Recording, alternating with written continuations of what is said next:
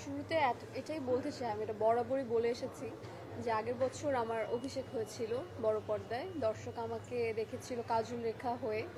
So কাজল রেখা অন্যরকম একটা গল্প, আর ওখান থেকে বেরিয়ে এসে আমার নীল চক্রে এবছর যেটা রিলিজ হয়েছে আজকে, সেখানে আমাকে রাইমার চরিত্রে দেখতে পারবে। সো দুটো একদম দু প্রান্তের গল্প, দুই প্যাটার্নের গল্প, কোনোটার সাথে কোনোটা মিল নেই। ওটা 400 বছর আগে, এটা একদম এই জেনারেশনের এখনকার গল্প।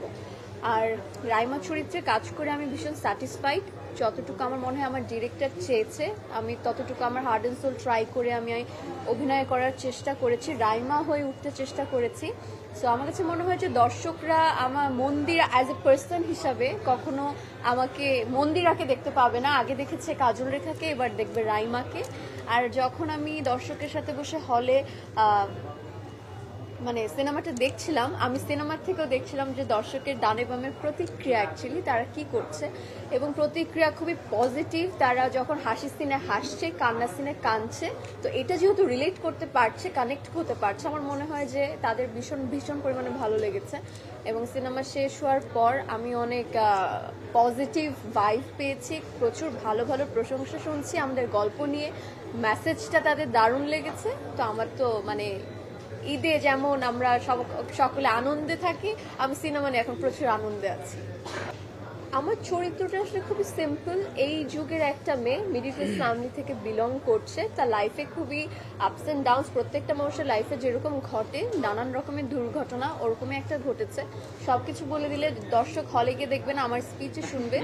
তো ব্যাপারটা হচ্ছে যে আমাদের গল্পে যেটা মূল প্রাধান্য সেটা হচ্ছে যে এখনকার জেনারেশনের মুঠোফোনের মাধ্যমে এবং সোশ্যাল মিডিয়ার মাধ্যমে যেরকম গুড কিছু মানে পজিটিভ সাইডও আছে, নেগেটিভ সাইডও আছে। তো আমরা দুটোই তুলে ধরার চেষ্টা করেছি, ভালোটাও মন্দটাও।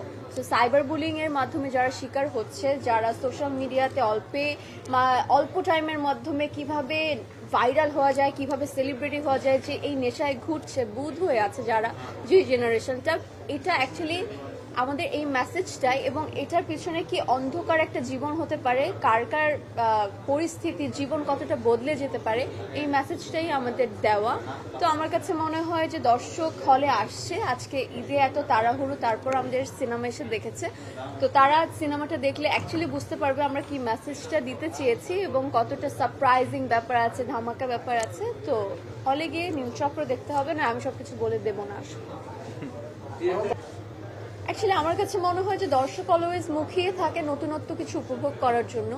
আমাদের সিনেমায় আমি এতটুকু গ্যারান্টি দিয়ে বলতে পারি যে প্রত্যেকটা সিন, প্রত্যেকটা ডায়লগ এবং গান থেকে শুরু করে তারা কোনোটা রিলেট করতে পারবে না যে এরকম কোনো সিন, এরকম কোনো মুহূর্ত তারা আগে দেখেছে। যতটুকু যে দেখবে পুরোটাই নতুনত্ব খুঁজে পাবে তারা, একদম আমাদের বাংলাদেশের গল্প, এবং কানেক্ট করতে পারবে আমাদের চারপাশে যেটা হচ্ছে।